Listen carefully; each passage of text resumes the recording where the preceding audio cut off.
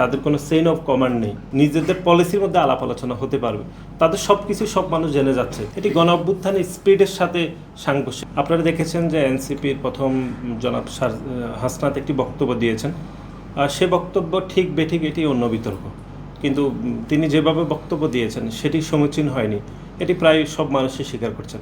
কিন্তু তার বক্তব্য ঠিক নয় বা ঠিক আছে, এটির বিপরীতে তার দলের নেতাকর্মীরা যেরকম গণমাধ্যমে বক্তব্য দিয়েছেন, এটি একটি দল হিসাবে এটি আমার কাছে মানুষের শুরুতে এক ধরনের ব্যর্থতা, এটি যে তাদের কোনো চেইন অফ কমান্ড নেই। ওয়ালটন আবারও মিলিনিয়ার অফারে ওয়ালটন ফ্রিজ কিনে আপনিও হয়ে যেতে পারেন মিলিয়নিয়ার। মিলিনিয়ার ছড়াছড়ি দেশ জুড়ে, এটা শুধু ওয়ালটেনই পারে। একটি সংগঠন হিসাবে যে সব কিছু যে একটু সাংগঠনিক কাঠামোর মধ্যে হবে, নিজেদের পলিসির মধ্যে আলাপ আলোচনা হতে পারবে, তাদের সব কিছু সব মানুষ জেনে যাচ্ছে, তাহলে আপনি বুঝতেই পারছেন যে তাদের দল, রাজনৈতিক দলের ভবিষ্যৎ আসলে কীরকম, এবং তারা একজন আরেকজনের বিরুদ্ধে পক্ষে বিপক্ষে সামাজিক যোগাযোগ মাধ্যমে অবস্থান ব্যাখ্যা করছেন।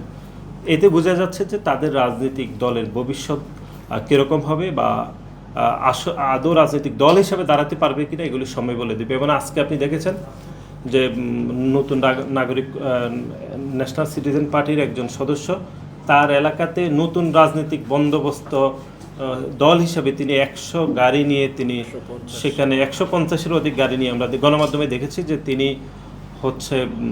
শোডাউন করে গিয়েছেন। এটি গণ অভ্যুত্থানের স্পিডের সাথে সাংঘর্ষিক, এবং তিনি গিয়েছেন কিন্তু বিমানে করে।